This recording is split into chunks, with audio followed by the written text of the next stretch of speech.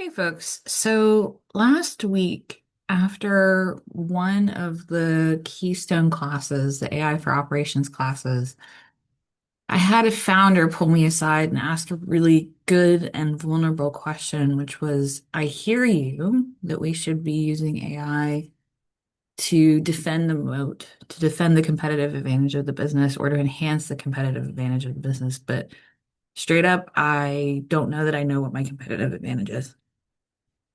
And I appreciated the question because I don't think she's probably alone. Um, and there's a quick exercise that you can do to map out your assumptions on this. Now, big caveat, this won't validate that this is true, but it at least will get you directionally thinking about what you're assuming you're competing on, so that you can go out into the market and validate it. So, step one is think about who is in your competitive set. So, for this, we'll just do something simple. So grocery stores. Whoops. Okay. Uh, in my area, there's a couple of different options. You could go to a place called Publix. You could go to Kroger. You could go to Aldi. You could use Instacart,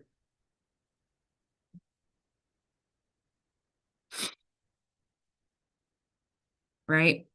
You're not necessarily grouping like companies, but your competitive set should be what are the options people could use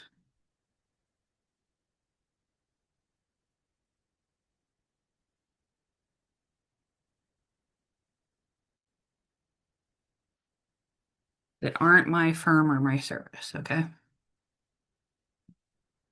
In reality, it's things like gardening, just to throw one in there that's very different than the rest, right?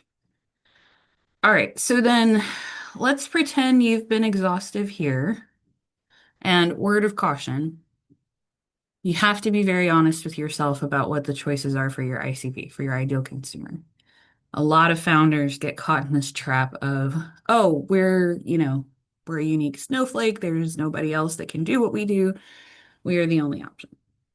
There is nothing on this planet other than air that no one has an alternate option on them to accept.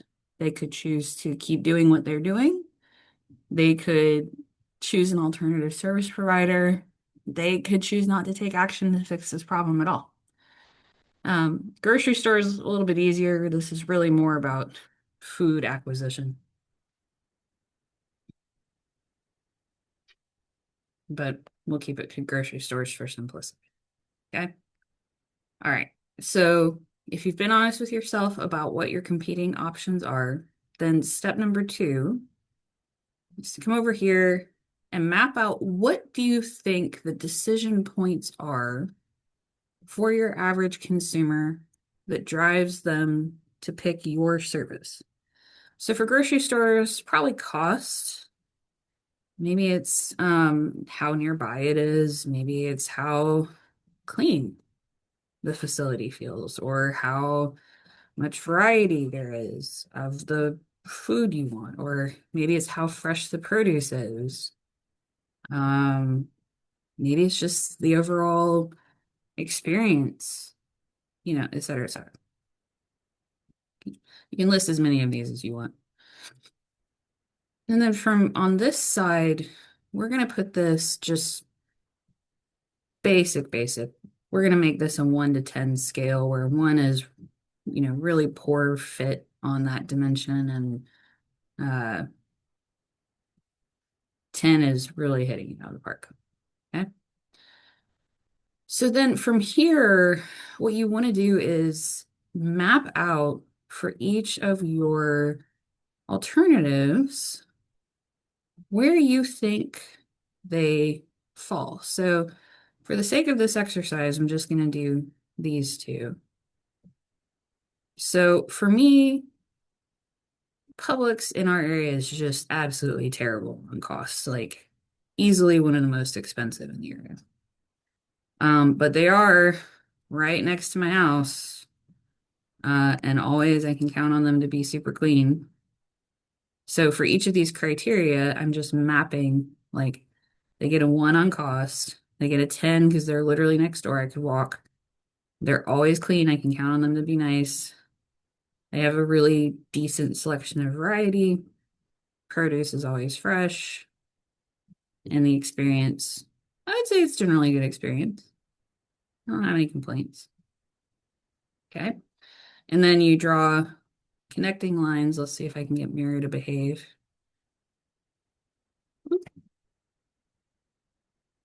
Straight line.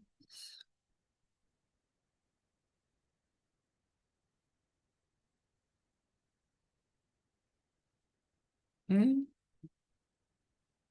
And we'll go back and make all these blue so they're consistent.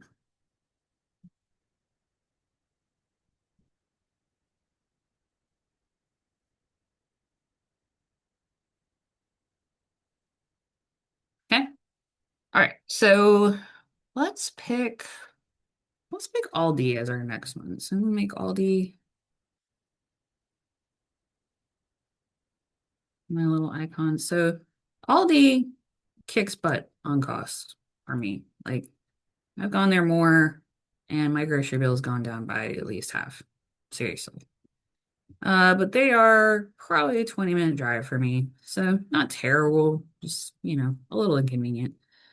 Not always the most well organized or the cleanest experience. Whoops.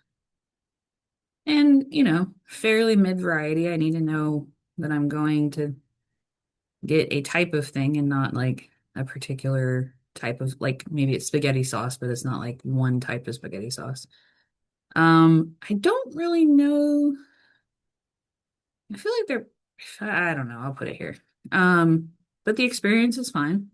It makes me a little grumpy that I have to put a coin in a shopping cart, but certainly not enough to sweat it. All right, so from here, I'm gonna make these green and keep track of where I am.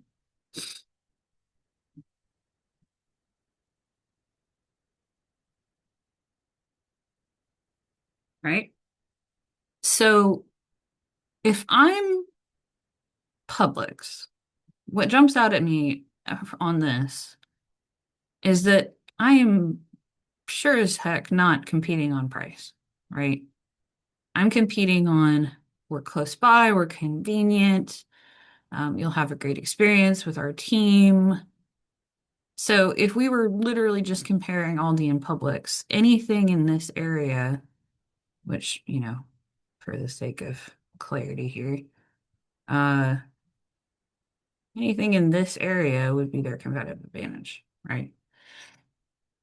So you wouldn't want to put AI into something that might reduce the experience, right? In a world where Publix, I don't know, goes into fully automated coupons and it reduces your experience because you're not getting the right coupons anymore or something, that might bring this down and might reduce your competitive advantage or your moat around the organization. Now, if I'm Aldi, and again, we don't know that this is true from the market's perspective. This is just from Caitlin's thinking perspective. But if there's somewhere I could inject AI into these parts of the business to raise my score, then that would be enhancing my competitive advantage. Um, Realistically, I would recommend doing this chart with all, or at least maybe like the top 5 of your competitive set, just to really be honest with yourself about where you're competing and with whom. But wanted to share this exercise in case it was useful for folks to think about where competitive set and competitive advantage comes into AI implementation. Let me know if this helped.